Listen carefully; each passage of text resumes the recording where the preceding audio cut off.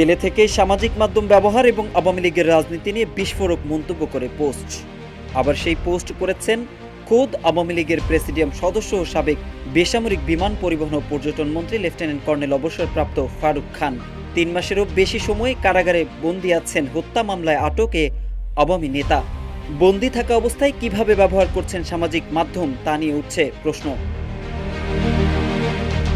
3 ফেব্রুয়ারি সোমবার ফারুক খানের Facebook ID থেকে আওয়ামী লীগের রাজনীতি নিয়ে বিস্ফোরক মন্তব্য করে পোস্ট করা হয়, যেটি মুহূর্তেই সামাজিক মাধ্যমে ছড়িয়ে পড়ে। পোস্টে লেখা হয়, অনেক চেষ্টা করে অনলাইনে এসেছি, জেলের 4 দেয়াল আমাদের নিজ সত্তার সামনে দাঁড় করায়। অনেক কিছু বলতে চাই, কিন্তু এখন সবই বলতে পারছি না। এতটুকুই বলবো, শেখ হাসিনাকে নেত্রী মেনেছিলাম, কিন্তু আজকে তার হঠকারিতার কারণেই আমাদের দলের এই পরিণতি।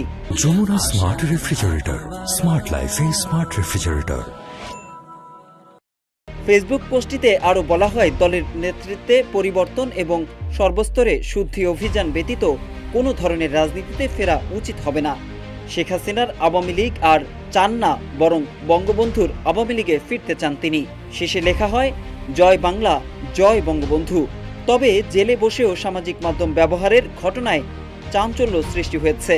পোস্টটি শেয়ার করার পাশাপাশি নাগরিকদের প্রশ্ন, কারাগার থেকে কিভাবে ব্যবহার করলেন ফেসবুক কিংবা মোবাইল। তবে অনেকেই আবার ফেসবুক আইডিটি হ্যাক হতে পারে বলে ধারণা করেছেন। অনেকে এটা ফারুক খানের পোস্ট কিনা তা নিয়ে সংশয় প্রকাশ করেছেন। এদিকে ফারুক খানের ফেসবুক আইডিটি পোস্ট দেওয়ার ঘণ্টাখানেকের মধ্যেই ডিঅ্যাক্টিভ করে দেওয়া হয়েছে।